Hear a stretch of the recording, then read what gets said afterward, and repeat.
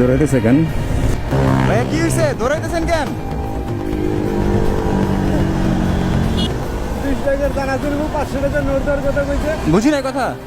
20 টাকার চানাচুর নেবো, 500 টাকার নোট দেওয়ার কথা কইছে।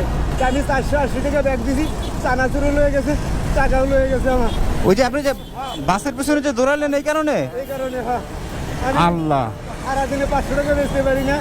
মনে করেন এই চাল কিনে নিয়ে আমি মনে করে বাসায় গৌ পোলাপানকে খাওয়া। আল্লাহ, এমন একটা অবস্থা।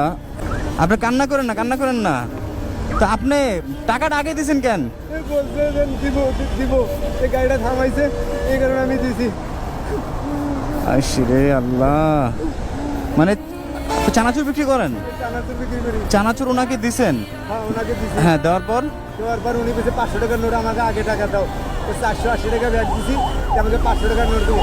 ওই টাকা না দিয়ে মনে করে চলে গেছে। বেলা 3টে বাজে বাড়াইছি, আমি 400 টাকা 500 টাকা 550 টাকার মধ্যে বেচছি। এই টাকা নিয়ে বাসায় নিবো, চাল কিনবো, তারপরে বউগুলো আমাকে খাওয়াবো, তারপরে আমার আর কোনো গতি নাই। আপনি কান্না করেন না, কান্না করেন না ভাইয়া। 500 টাকা নিয়ে গেছে আমার, 500 টাকা নিয়ে গেছে।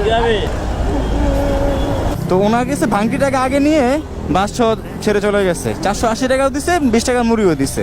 সারাদিনে 500 টাকা বেচতে পারি না। মনে করেন এই চাল কিনে নিয়ে আমি মনে করে বাসায় বউ পোলাপানকে